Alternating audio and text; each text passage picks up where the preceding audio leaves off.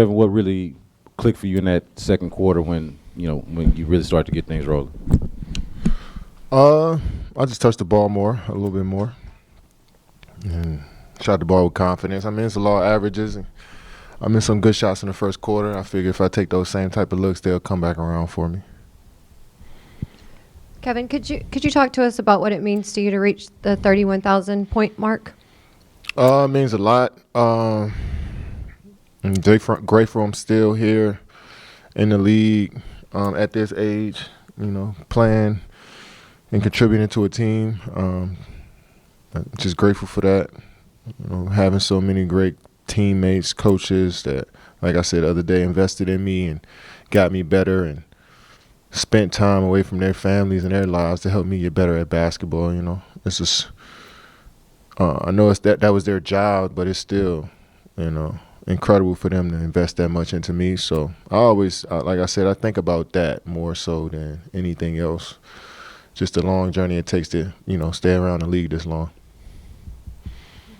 31 points for a man. What are you enjoying about playing alongside Twin?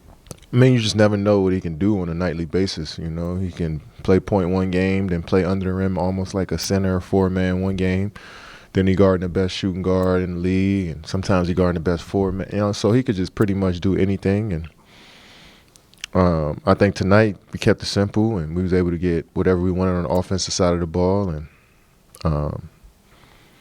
And Twin was a huge catalyst to that. So we're gonna need him to be more aggressive and take those shots, take those opportunities even more. Dylan was back here in Houston tonight. I'm curious, the last couple of years, did you notice from afar the impact he had on this team? Did you hear from guys in here the impact on his team, anything like that?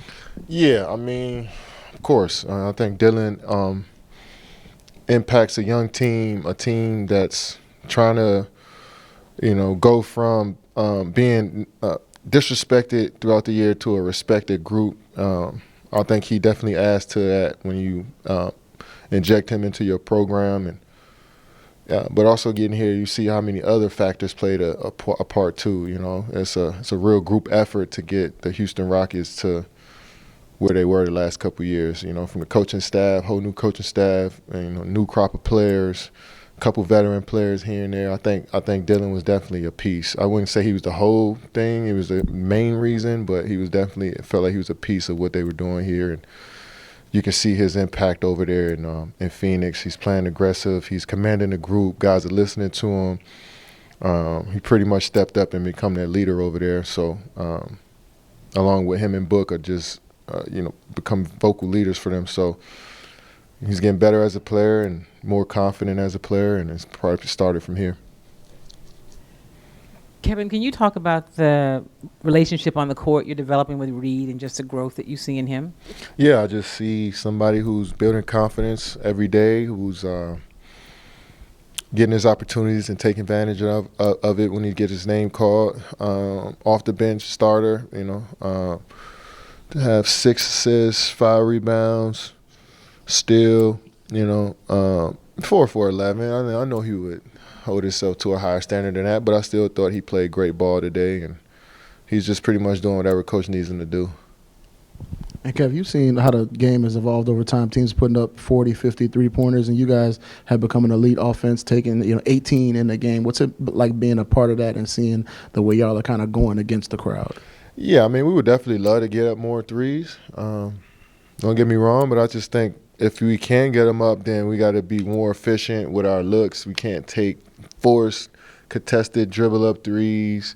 We just really have to play to our strengths with it, which is, attacking the paint, being bigger than your opponent, and, just getting the ball up on the rim. So coach always tells us to attack, and sometimes it may not result in 40 or 50 threes, but the ones we do hit, I think guys are focused in and knocking them down. So 10 for 18, we didn't get a lot up, but we still made more than Phoenix. And they took, 18 more threes than us. So I think guys are focusing in, not forcing shots, not just shooting shots just because that's the name of the game. And we're taking our time. As a guy who appreciates basketball history, to be in that group with, Michael, Wilt, Kareem, I mean, does that make it mean even more? Do you think about those names as you're, sort of doing it?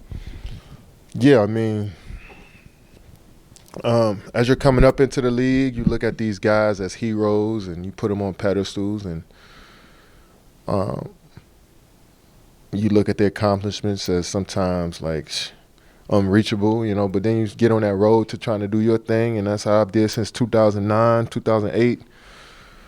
I've been focused on trying to be the best player I can be, and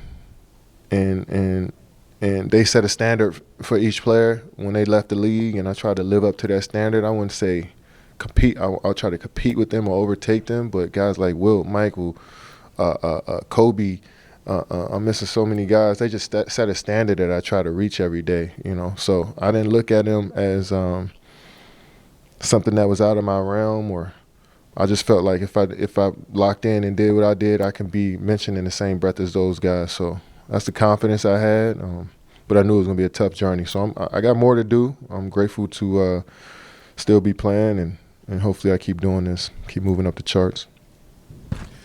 Kevin, you know a lot of people, a lot of entertainers, a lot of athletes, a lot of musical artists.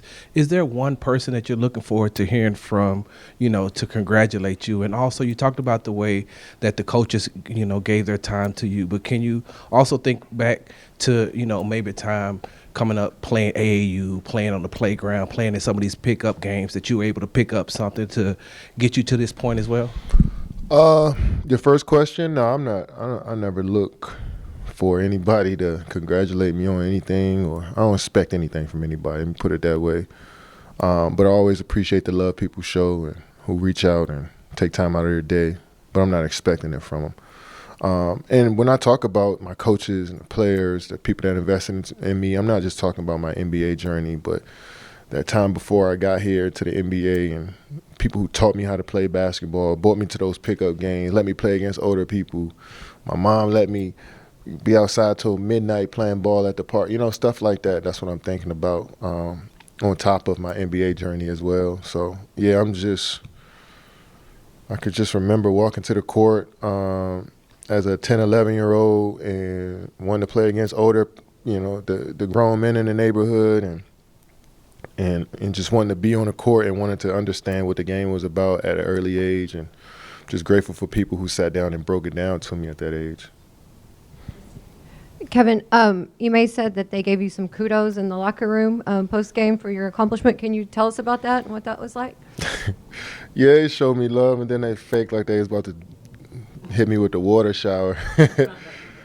But, yeah, when you have a coaching staff team that just celebrates every milestone, every small win, it's pretty cool. Ime's having a coach, played under him in Brooklyn. We built a tight relationship, so it was cool to see him do that. Ime talked before the game about how unselfish of a player you are, that you're willing to get everybody involved. You had 8 assists in back-to-back games. What does it mean when the star players are willing to get their teammates involved, and how does it help team chemistry on and off the court? Yeah, it just builds confidence in everybody. I think my teammates know I could take any shot that I want. I can come down there and shoot 20 shots in a row, and they probably wouldn't complain about it. But in order for them to feel involved and feel like they contributed, we all got to play together. We all got to touch the basketball. We all got to be communicating on the defensive side of the ball. And I know basketball, you can't, some games you might one guy can beat you, but over a long haul of a season, if you want to build a good team, everybody has to contribute. And that's something I realized over my time in the league.